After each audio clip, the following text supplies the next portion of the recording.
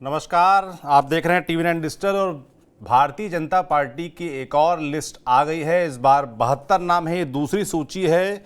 और सूची की बात करूं तो इसमें दिल्ली, दादरा नगर हवेली, गुजरात, हरियाणा, हिमाचल, कर्नाटका, मध्य प्रदेश, महाराष्ट्र, तेलंगाना, उत्तराखंड जैसे तमाम राज्यों से नाम हैं। कई बड़े नाम भी हैं, जैसे कि नितिन गडकरी नागपुर से चुनाव लड़ रहे हैं। मनोहर लाल खट्टर जो कल तक मुख्यमंत्री हुआ करते थे हरियाणा के, उनको उतार दिया गया है करनाल सीट से। पीयूष गोयल का बड़ा नाम है, मुंबई नॉर्थ से चुनाव लड़ेंगे। तो पहली लिस्ट में आपने देखा था 195 नाम थे, अब की बार 72 नाम है। उन सभी 72 नामों के बारे में और जो बड़े नाम हैं और जो चौंकाने वाली बातें हैं इस लिस्ट में आपको हम विस्तार से बताएंगे। और बात करने के लिए लखनऊ से हमारे साथ जोड़ेंगे हमारे वरिष्ठ साथी पंकज जी। पंकज जी, सुन पा रहे हैं आप मुझको? जी हाँ, बिल्कुल सुन पा रहा हूँ। जिस लिस्ट का इंतजार था, दूसरी लिस्ट बीजेपी की, वो आ गई है। और हालांकि आपने अभी मुझसे चंद घंटों पहले जो बात कही थी कि यूपी नहीं होगा, लिस्ट भले आ जाए, वो बात एकदम सही निकली। उत्तर प्रदेश का नामो निशान नहीं है इसमें। बिल्कुल इस बात को क्लैरिफाई कर देना चाहिए, क्योंकि हमको और आपको अधिकतर जो हिंदी पट्टी के लोग, खासतौर से यूपी बिहार के लोग देखते और सुनते हैं और समझना चाहते हैं, उनके लिए ये बताना जरूरी है कि यूपी बिहार के लिए इसमें कोई ऐसी बात नहीं है। यूपी बिहार के उम्मीदवारों की घोषणा बाद में होगी। कम से कम यूपी के लिए तो बता दूं कि 15 तारीख तक का इंतजार करना चाहिए। मैंने पहले भी कहा था कि यूपी बीजेपी कोर कमेटी की बैठक होगी, उसके बाद ही ये जो 24 सीटें जो होल्ड की गई हैं, उनके उम्मीदवारों की घोषणा की जाएगी। बहरहाल पहली लिस्ट में 195 थे, दूसरी लिस्ट आज जारी हुई। बहुत दिनों से इसकी प्रतीक्षा थी और पहली बार ऐसा लग रहा है सौरभ जी कि बीजेपी के बारे में कहते हैं ना कि कॉन्फिडेंशियल सेक्रेसी एक्ट जो बना है, गोपनीयता कानून, उसके सबसे बड़ी कस्टोडियन कोई होगी तो भारतीय जनता पार्टी। लेकिन लिस्ट को देखें तो कुछ नामों को देख के लगता है कि उनकी चर्चा पहले से थी। जैसे आपने एक जिक्र किया कि कुछ जो कल तक थे हरियाणा के सीएम, जो 9.5 साल तक हरियाणा के सीएम रहे, मनोहर लाल खट्टर, सब कह रहे थे कि अब मुख्यमंत्री नहीं रहे तो इनकी केंद्र में भूमिका होगी, बड़ी भूमिका होगी, उनकी जिम्मेदारी दी जाएगी। प्रधानमंत्री मोदी के चहेते हैं, उनके पसंद के व्यक्ति हैं। खट्टर नाम ही जब आया था तो पता लगा था कि प्रधानमंत्री की पसंद क्या है। और खट्टर एक कह सकते हैं कि एक संज्ञा हो गई थी, मतलब राजनीति में, हिंदुस्तान की राजनीति में। तो खट्टर साहब, मनोहर लाल खट्टर को जो है करनाल से उनको दी गई है उम्मीदवारी, उनकी घोषित की गई है। पिछली बार भी जब वहां बीजेपी जीती थी तो वो 6 लाख वोट से जीती थी करीब, अमूमन तो देख सकते हैं। एक जो पीयूष गोयल की चर्चा थी, पहले उनका जिक्र आ रहा था कि मेरठ, जहां से राजेंद्र अग्रवाल अभी बीजेपी के सांसद है, तो इस तरह की चर्चा थी कि पीयूष गोयल को मेरठ से लड़ाया जा सकता। बाद में चर्चा आम हो गई थी, मतलब चौक चौराहों पर बातचीत होने लगी थी कि मुंबई उत्तर से पीयूष गोयल चुनाव लड़ेंगे। तो लिस्ट में देखिए पीयूष गोयल साहब का भी नाम है।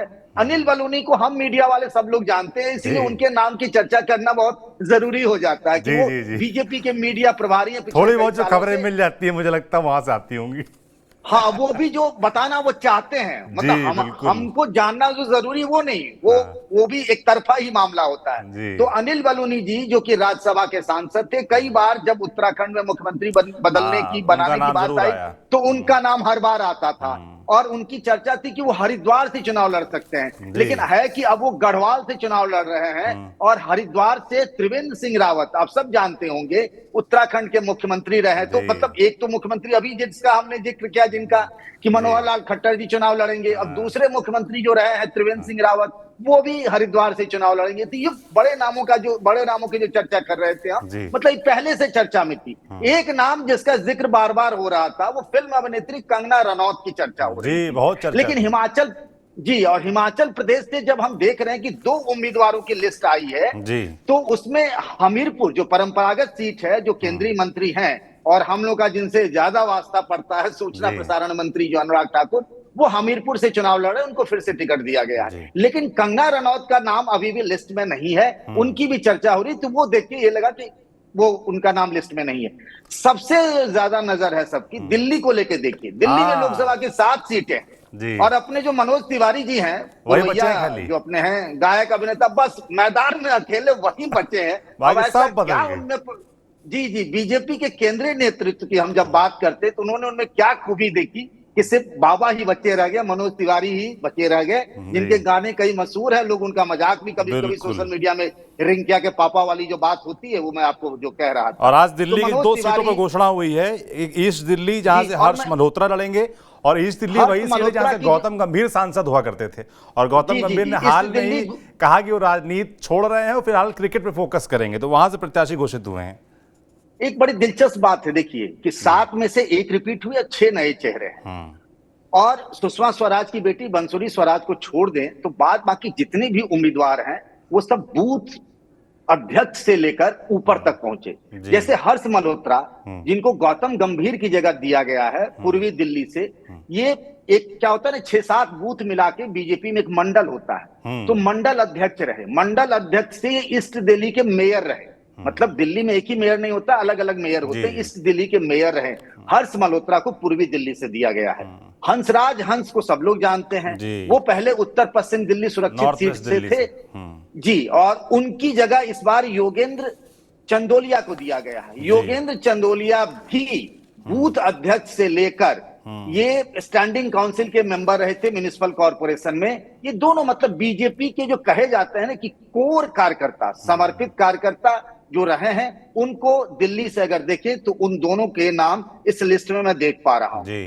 उसके बाद मैं चलना चाहूंगा, गुजरात को स्किप कर दूंगा क्योंकि गुजरात बीजेपी का वो गढ़ है जहां सिर्फ मोदी ही होते हैं, वही चेहरा है, वही उम्मीदवार है, वही लड़ते हैं, वही जीतते हैं, वही यही कहा जा सकता है, वही लड़वाते भी हैं, वही लड़वाते भी हैं।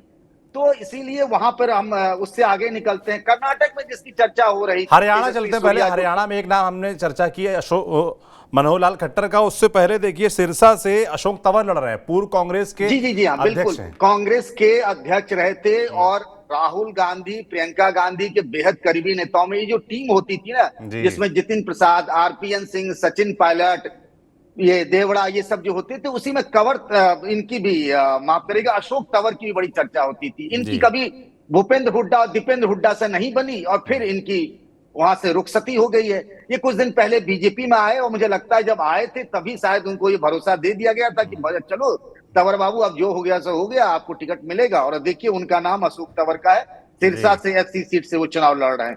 खट्टर साहब का हमने जिक्र कर ही दिया। गुड़गांव, क्योंकि अब एनसीआर जैसा एरिया पड़ता है, राव इंद्रजीत सिंह यादव जो हैं, यहाँ पर देखिए वो लिखते राव इंद्रजीत सिंह हैं, लिस्ट में देखिए यादव लिखा गया है। वो क्या है, पंजाब हरियाणा में राव यादव होते हैं तो बताना जरूरी है, क्योंकि ये सामाजिक समीकरण का मामला है।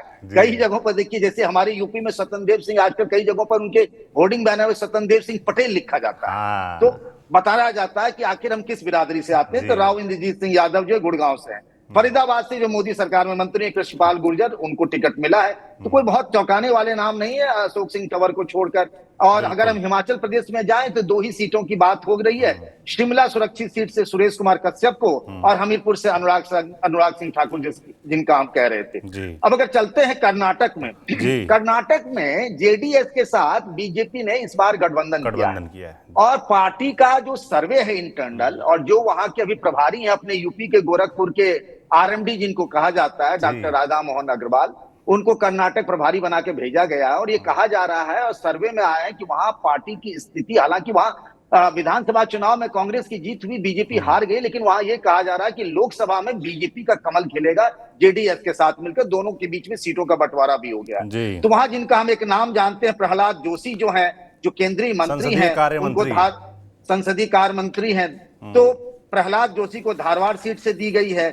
और जिनकी हम बात करते हैं तेजस्वी सूर्या को, उनको बेंगलुरु साउथ से जो दिया गया है, तो उनकी चर्चा पहले से थी कि वो वहां से लड़ेंगे। मैसूर से मोर्चा के राष्ट्रीय अध्यक्ष हैं, युवाओं के बीच पॉपुलर हैं, उनको फिर से रिपीट किया गया है।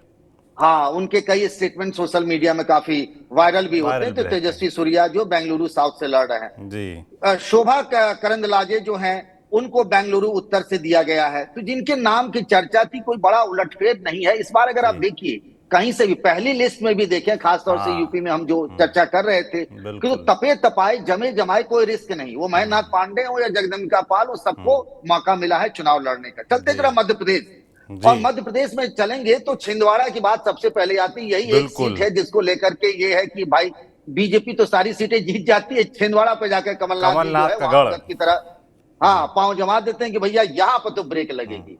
तो यहां पर अब विवेक बंटी साहू को दिया गया है। सामाजिक समीकरण को ध्यान में रखते हुए इनको टिकट दिया गया है। नकुल नाथ जो कमलनाथ के बेटे हैं, उनसे इनका मुकाबला है। मुकाबला बताया जा रहा है कि दिलचस्प होगा, और ये बहुत समर्पित कार्यकर्ता मैं आपको बता दूं हैं। पंकज जी, विवेक बंटी साहू ही वो आदमी है जो विधानसभा चुनाव में कमलनाथ के खिलाफ चुनाव लड़े थे और युवा जी मोर्चा हाँ, के बिल्कुल। अध्यक्ष रहे हैं। अमित शाह ने इनके लिए कहा था कि इनको जितवाइए कमलनाथ के खिलाफ, इनको हम बड़ा जिम्मेदारी बड़ा पद देंगे। हालांकि विधानसभा चुनाव जीत नहीं सका, इनको लोकसभा चुनाव में उतारा गया है।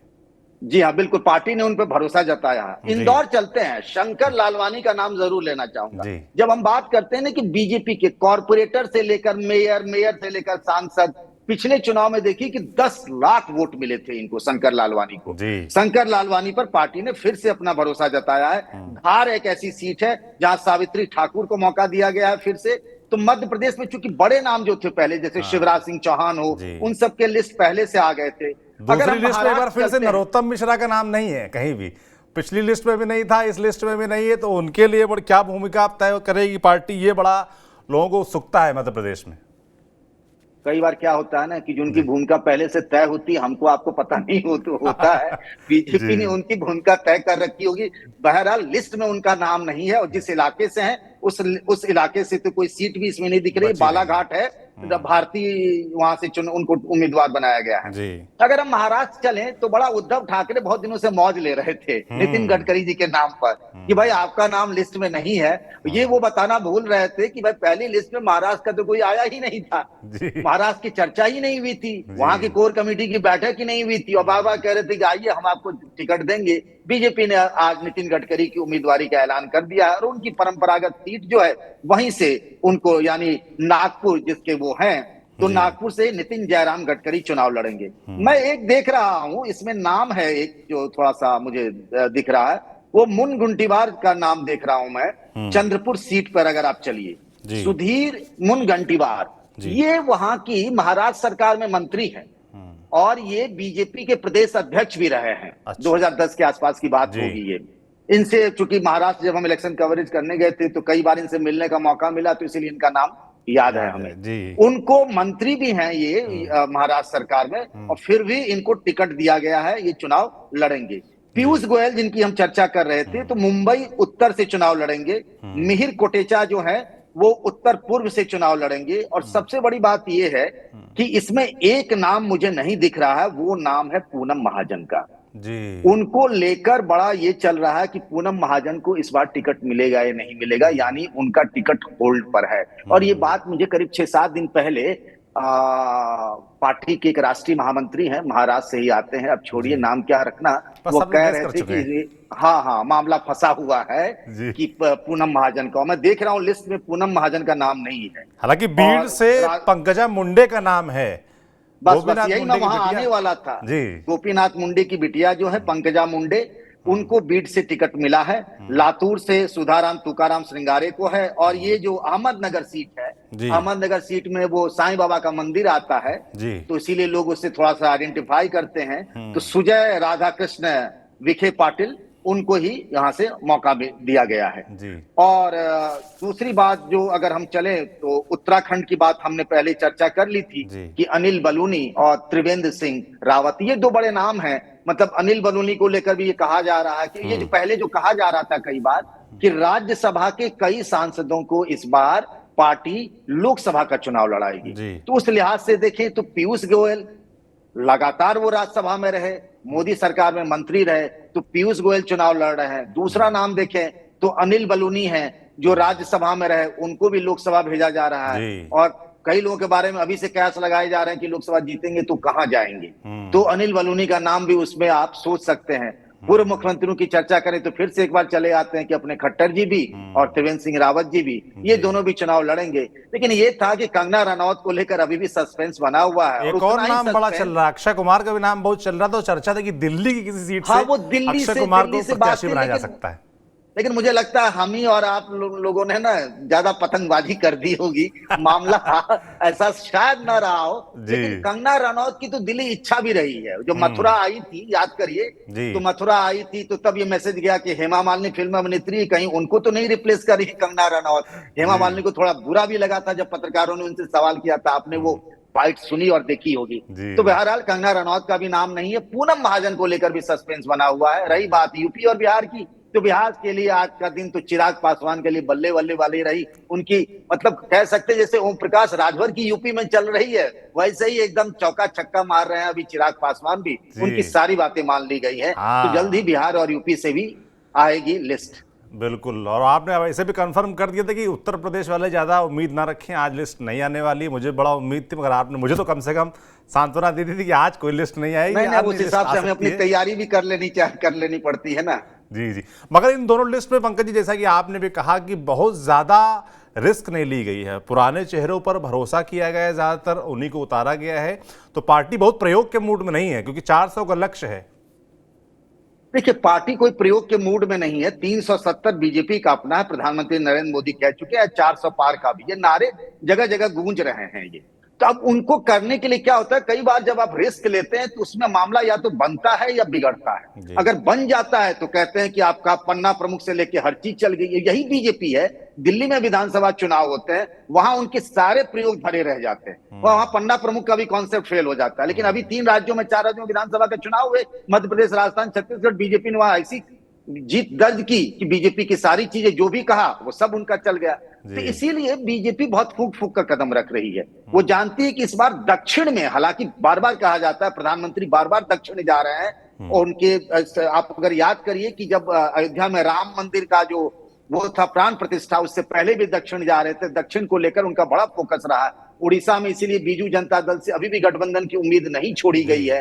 तो दक्षिण में उनको अगर नहीं बढ़ाएंगे, क्योंकि नॉर्थ में वो ऑलरेडी मैक्सिमम पर है, इससे ऊपर कहां जाएंगे भाई। जी राजस्थान में सारी सीटें जीत ली, हरियाणा में सारी सीटें जीत ली, बिहार में एनडीए की पूरी जीत दर्ज हो गई थी। थोड़ा बहुत अगर बढ़ा सकते हैं तो यूपी में बढ़ा सकते हैं। तो इसीलिए वो कोई प्रयोग नहीं कर रहे हैं। जो पहले से जमे जमाए हैं, जिनको लोग जानते हैं, जिन पर पार्टी को भरोसा है कि हर हाल में भी, इस हालात में भी वो जीत लेंगे, उनके पास अपना भी वोट बैंक है, बीजेपी का भी है, मोदी के चेहरे का नाम और उनका करिश्मा, ये सब मिलजुल कर 370 और 400 पार वाले फार्मूला तक ले जा सकते हैं। इसीलिए मुझे लगता है कि पार्टी कोई बहुत बड़ा उलटफेर करके चौंकाने वाली कोई चीज इस लिस्ट में हमें तो नहीं दिखी कहीं भी। पहले वाले 195 का भी यही हाल था और दूसरे 72 का भी यही हाल है। अब देखते हैं तीसरे वाले में क्या हो, क्योंकि अधिकतर विवादित सीटें जो है जी। वो अब आएंगी, जो हाँ। होल्ड पर हैं। बिल्कुल, तीसरी लिस्ट का सबको इंतजार रहेगा। पहली लिस्ट के बारे में बताया और दूसरी लिस्ट के बारे में हमने जो भी हमें खास दिखा, जो बड़े नाम देखे, जो चर्चित चेहरे देखे, और जो भी आकलन था पंकज जी के जरिए वो आपको बताने की कोशिश की। अगली लिस्ट का इंतजार है। बाकी जो पॉलिटिकल अपडेट्स आते ही हम आप तक पहुंचाते रहते हैं। आप देखते रहिए TV9 डिजिटल। पंकज जी, बहुत बहुत शुक्रिया आपका।